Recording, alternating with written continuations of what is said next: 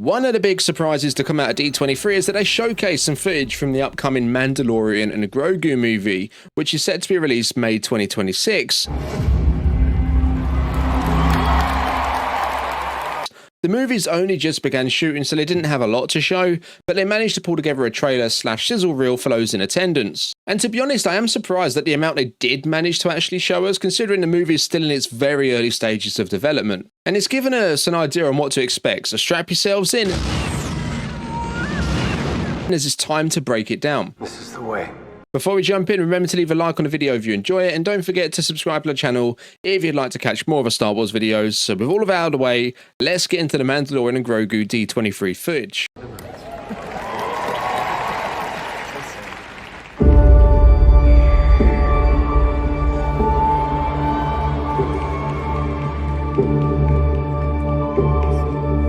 Okay, so the footage begins with a montage of clips from the previous 3 seasons of The Mandalorian. First up, we've got the moment back in Season 1 where Grogu, or Baby Yoda as he was known as back then, was first revealed. We then get a clip from Season 2 whilst Din Djarin's on his quest to deliver Grogu to a Jedi. And it's in this same episode, by the way, that Din meets Bo-Katan for the first time, with Bo and the other Mandalorians likely playing a big part of the movie too, now that they've taken back their homeworld of Mandalore. And finally, we get a clip from The Mandalorian Season 3. I think these have been put into the sizzle reel partly because there isn't much footage to show, as we've said, but also to remind the audience of who these characters are, their relationships, and how they've grown throughout 3 seasons to reach the point of where they are in the movie. The older footage caps off with Din closing Grogu's little egg-like carrier, with dialogue from the end of The Mandalorian Season 3 in the background. This youngling is my apprentice. I'm a bounty hunter by trade. Now that he's with me, I'll be more selective in my assignments. Which I feel sets us up perfectly for what's to come. In the events of the Ahsoka show, Grand Admiral Thrawn returned to the main galaxy, which will galvanize the Imperial remnants to launch one last attack against the New Republic in a bid to restore the Empire. Long live the Empire. With Din now on their side as an independent contractor, that'll bring him directly into the upcoming conflict alongside characters from Ahsoka and perhaps the originals with Luke, Han and Leia. Although it hasn't been confirmed where the movie sits in regards to the 3 seasons on Disney+, because technically it could be set between 2 seasons rather than after Season 3, and I've seen a lot of people raise that question online. We do actually know that the movie was originally going to be the 4th season of The Mandalorian. However, apparently Lucasfilm's been under pressure from the higher-ups at Disney to put out a theatrical release, and with something like 16 Star Wars movies been in the works since 2019's The Rise of Skywalker, and as of yet, none have reached the stages of filming, and with delays on the horizon for the Rey movie, which everyone's calling the New Jedi Order movie, they decided to rework Season 4, which had already been written, into the next Star Wars release. Okay, so now we're on to the new stuff. All of the new footage takes place on a snow planet, I believe, which makes sense as we've actually seen images of sets being built which resemble structures you'd typically associate with a snow planet in Star Wars a few weeks ago, which we took a look at in one of our recent streams. Now, we see what are likely Imperial officers sitting around a table, guarded by snowtroopers, as Din Djarin blasts his way through the door, shooting a few troopers before pointing his blaster directly at them. I actually think the footage we see after this is actually the lead up to this confrontation, as we get a quick shot of a Razor Crest flying through space. Now, I don't think it's actually Din's Razor Crest somehow rebuilt, which would be quite a feat, as that thing was utterly destroyed in Season 2. And also don't think he's acquired a new one. Why would he? He's still got his Naboo N1 Starfighter.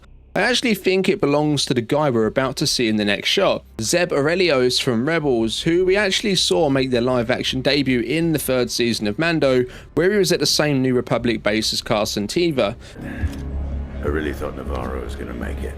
Now, Zeb, even playing a small role in the movie, also forms a strong link between this movie and the Ahsoka show, as well as possibly Ahsoka Season 2 and Dave Filoni's upcoming movie, as the characters Dave's largely focusing on in them are Zeb's former crewmates within Star Wars Rebels.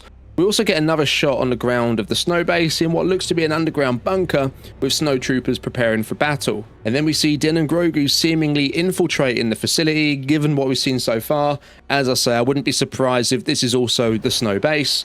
Grogu's climbing through a vent whilst Din's taking the hallway, kicking some serious ass. Yeah, the more I watch the trailer back, the more I think we're seeing the events that lead up to Din confronting them Imperial officers in the beginning, likely looking for some kind of information that will help the New Republic, perhaps the whereabouts of Thrawn.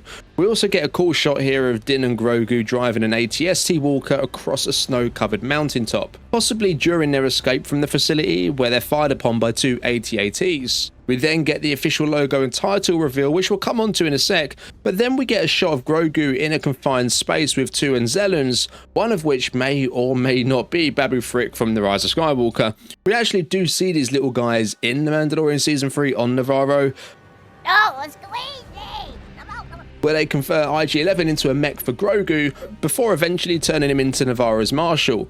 Now, with the logo and title reveal, it looks as though the movie's actually going to be called The Mandalorian and Grogu. It isn't just a working title they've given it, which I know has raised some eyebrows with some fans not being too pleased with the name. However, for me personally, coming from someone who didn't like the name The Force Awakens, I'm not too bothered by it, and from a marketing standpoint, I understand why they've decided to call it that. Since the last movie, the Mandalorian series and Grogu have been their biggest successes, so they're now hoping to transfer that success to the big screen for a big box office win.